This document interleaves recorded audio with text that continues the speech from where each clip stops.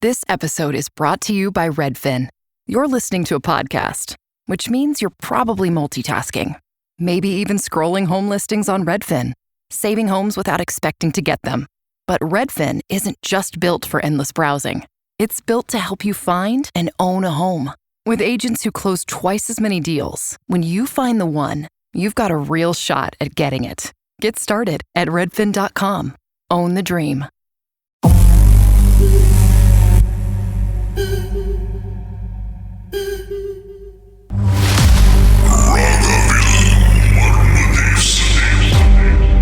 சொல்லுங்க சார், அதுக்கப்புறம் என்ன நடந்துச்சு? வீட்டுக்கு வந்த கையோட இவங்க அப்படியே ஓடிக்கிட்டு இருக்கு. ரொம்ப நாள் அப்படியே பிரச்சனை ஓடிக்கிட்டே இருக்கு. அப்ப ஒரு நாள் எங்க அம்மாக்கு அந்த உருவம் நாளடைவுல தெரிய ஆரம்பிச்சிருச்சு.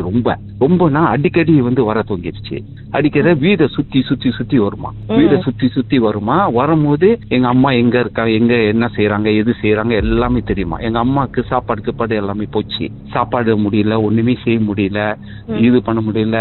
அப்படியே இது அவங்க பார்த்த அந்த ஜின் ஏற்கனவே இந்த மரத்துல பார்த்தாங்களே. இல்ல உருவம் மாறி வருமா எங்க அப்பா மாதிரிலாம். அப்ப இந்த தடவை என்ன நடந்துச்சுன்னா, ஒருத்தவங்க சொல்லியிருக்காங்க, நீ பேச்சாயம்மாவை நீ கும்பிடணும், பேச்சாயம்மா கும்பிட்டா உன் பிள்ளைக்கு பாதுகாப்பு கிடைக்கும். அப்ப இவங்க என்ன செஞ்சிருக்காங்க, அந்த இதுல ஓகே பேச்சாயம்மா வச்சு கும்பிடுவோம்னு சொல்லிட்டு இருந்திருக்காங்க. மாமா எங்க அப்பா எல்லாமே அந்த வீட்டுல தான் இருக்காங்க. காவலுக்கு நிக்கிறாங்க. ஒரு வாசல்ல படுத்திருப்பாங்க. எங்க தாத்தா கட்டை தூக்கிட்டு படுத்திருப்பாராம். எங்க மாமா ரோட்டாம் இப்படி எல்லாம் தூக்கி வச்சு படுத்துட்டு இருப்பாங்களாம். ஏன்னா இவங்க ஓடிடுவாங்க வீட்டை விட்டு. அந்த சமயத்துல அழகா ஒரு வயசானவங்க, அம்மா வாமா வா, நான் தான் பேச்சாயம்மா அப்படின்னு. ஆனா எங்க அம்மாக்கு சுயம் நினைவு இல்ல. அப்ப இது என்ன செஞ்சிருக்கு, கைய பிடிச்சு கூட்டிட்டு போயிருக்கு. கூட்டிட்டு போயிட்டு எங்க அம்மா பின்னாலேயே போயிருக்காங்க. போகும்போது இந்த இது போற வழியில பேசவே இல்லையா. கடைசியாது அந்த கேள்வி பேசவே இல்லையா. சுடுகாட்டுள்ள கொண்டு போயிருக்கு.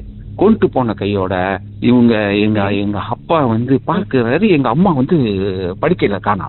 அப்ப இவங்களுக்கு எங்க போனாங்க, எது போனாங்க ஒண்ணுமே தெரியல. அப்ப ஏறக்குறைய அந்த மரத்துல அன்னைக்கு போனாங்களா அந்த இடமா தான் இருக்கும்னு எல்லாம் ஓடி இருக்காங்க. அங்கதான் அவங்க நின்று இருக்காங்க. நின்ன கையோட அந்த நேரத்துக்காக அது காத்துட்டு இருக்கு. அப்பதான் எங்க அப்பா எங்க மாமா எல்லாமே இருந்து எங்க அம்மா ஒரு குச்சியை வச்சு அடிக்கிறாங்க. அடிக்கும் போது அது சொன்னா, உங்க அடி என்னால தாங்க முடியல, நீ என்ன செய்ய, எனக்கு ஒரு கோழி கொடுத்துரு, கோழியை கொடு, நான் போயிடுறேன் இந்த இடத்த விட்டுன்னு. அப்ப இத உடல விட்டு போனேன். அப்ப இவங்க என்ன சொல்லிட்டாங்க, கோழி எல்லாம் கொடுக்க முடியாதுன்னு. இல்ல எங்க தாத்தா சொன்னாங்க, பரவாயில்ல கொடுத்துருவோம், எப்படியோ கொடுத்து நல்லாவுனா சரிய மகன். அப்ப இவங்க என்ன செஞ்சிருக்காங்க, மறுநாள் ஓகே எல்லாம் இது பண்ணி அவங்க கூட்டிட்டு வந்துட்டாங்க வீட்டுக்கு. கூட்டிட்டு வந்த கையோட 12 மணிக்கு தான் கேட்டுச்சான், இது வெட்டணும் கோழியன்னு.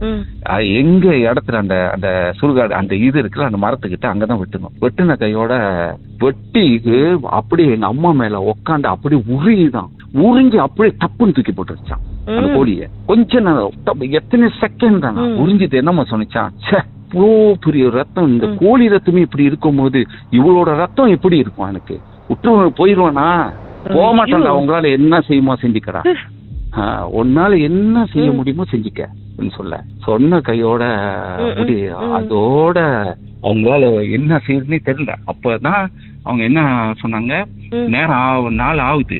அப்ப வந்துட்டாங்க. வந்த கையோட எங்க அம்மா ஒரு நாள் வீட்டுல இருக்காங்க. வீட்டுல இருக்கும் போது எங்க அம்மா தற்கொலை பண்ணி முடிவுக்கு போயிட்டாங்க. அவங்களால தாங்க முடியல. அம்மா ரொம்ப ஒரு பெரிய போராட்டத்தை தான் சந்திச்சு வந்திருக்காங்க. அம்மா மட்டும் இல்லாம குடும்பம் ரொம்ப அழுவாங்க. எங்க அம்மா இது சொன்னா அப்படி கோன்னு அழுவாங்க.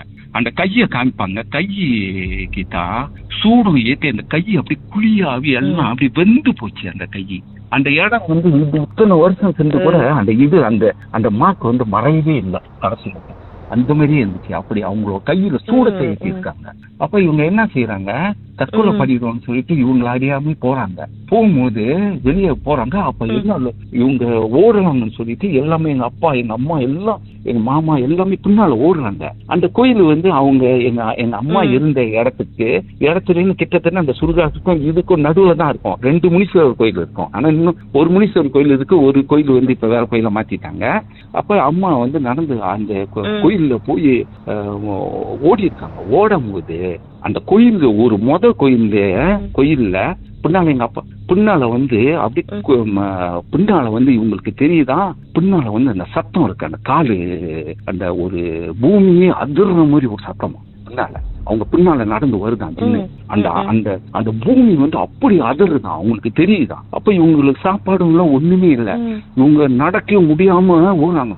பின்னால ஒரு கிழச்சான் திரும்பி பார்க்காம ஓடுமான்னு சொல்லிச்சான். இவங்களோட இதுல சொல்லுதான், அந்த குரல் மாதிரி கேக்குதான், திரும்பி பார்க்காம ஓடுமானே. இவங்க ஓடி இருக்காங்க, ஓடும் போது இவங்களால ஓட முடியல. அவங்க சொல்றாங்க கிட்ட ஒரு காத்து மாதிரி அப்படியே ஃப்ளோட் பண்ற மாதிரி போனாங்களாம்.